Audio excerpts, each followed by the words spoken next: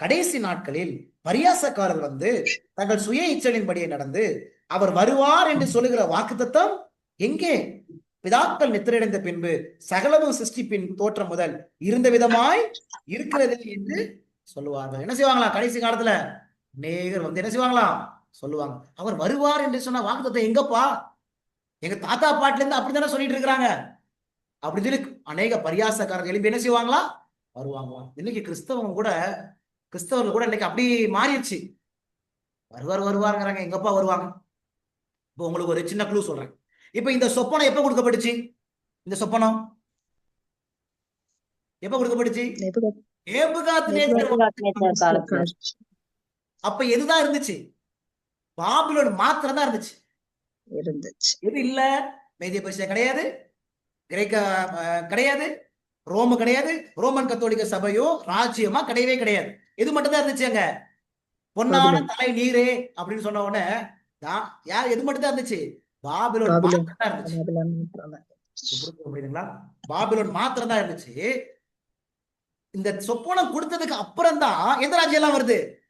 மேதிய Persia வருது, கிரேக்கம் வருது, ரோம் வருது, ரோமன் கத்தோலிக்க சபை, இப்படி எல்லாமே என்ன செய்யுது? வருது. சொல்லுங்க, சொப்பனம் கொடுக்கப்படும் போது பாபிலோன் மாத்திரம் தான். ஆனா அந்த சொப்பனம் சொன்னது போலே அங்க மேதிய பெர்சியா வரும், அங்க கிரேக்கம் வரும், ரோம் வரும், ரோமன் கத்தோலிக்கம் ஒரு ராஜ்யமாக வரும் அப்படின்னு அந்த சொப்பனம் எப்ப சொல்லிச்சு? பாபிலோன்ல இருக்கும் போதே சொல்லிச்சு. அதே மாதிரியே வந்துச்சா வரலையா?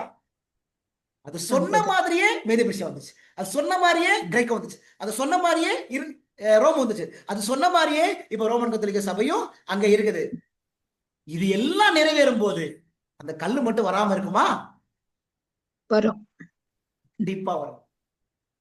ஆமென். எவ்வளவு அருமையான தீர்க்கதரிசனம், அப்படித்தானே?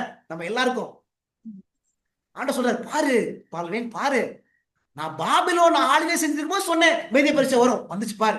அப்ப மேதிய பெர்சியாவே கிடையாது. நான் பாபிலோன் ஆளுகை செஞ்சிருக்கும் போது சொன்னேன் கிரேக்கம் வரும், கிரேக்கம் கிடையாது, கிரேக்கம் வந்துச்சு. நான் பாபிலோன் ஆளுகை செய்யும் போது சொன்னேன் என்ன வரும்? ரோம் வரும்னு சொன்னேன், ரோம் வந்துச்சு. நான் பாபிலோன் ஆளுகை செய்யும் போதே சொன்னேன் எது வரும்னு சொன்னேன்? ரோமன் கத்தோலிக்க சபை ஆளுகை செய்யும் சொன்னேன், அது வந்துச்சு. இரும்பு மட்டும் எப்படிப்பா வராம போகும்? ரெண்டாம் வருகை மட்டும் எப்படி வராம போகும்? கண்டிப்பா வருங்க, கண்டிப்பா. இரண்டாம் வருகை நிச்சயம், இரண்டாம் வருகை நிச்சயம். நம்ம நம்பிக்கொண்டிருக்கிற ஆனந்த பாக்கியம் நிச்சயம். ஆண்டவர் நமக்கு என்ன சொல்லி கொடுக்க தெரியுமா? நான் வரப்போறேன்ப்பா, இதோ சீக்கிரமாய் வரேன்ப்பா. இந்த தீர்க்கதரிசனம்